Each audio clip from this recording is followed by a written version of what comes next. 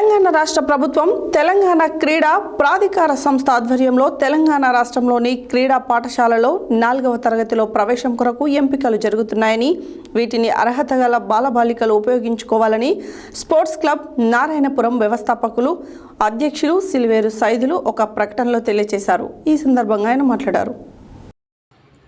తెలంగాణ రాష్ట్ర ప్రభుత్వం తెలంగాణ క్రీడా ప్రాధికార సంస్థ ఆధ్వర్యంలో తెలంగాణ రాష్ట్రంలోని క్రీడా పాఠశాలలో 4వ తరగతిలో ప్రవేశం కొరకు ఎంపికలు జరుగుతున్నాయని, వీటిని అర్హత గల బాలబాలికలు ఉపయోగించుకోవాలని స్పోర్ట్స్ క్లబ్ నారాయణపుర వ్యవస్థాపక అధ్యక్షులు సిల్వేరు సైదులు ఒక ప్రకటనలో తెలియజేయడం జరిగినది.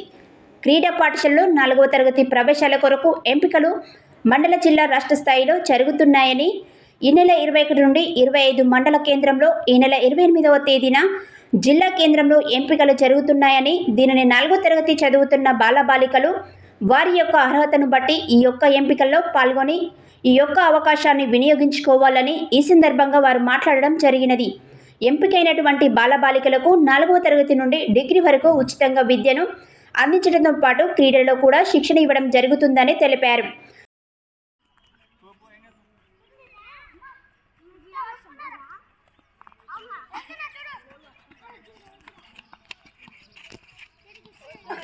Go.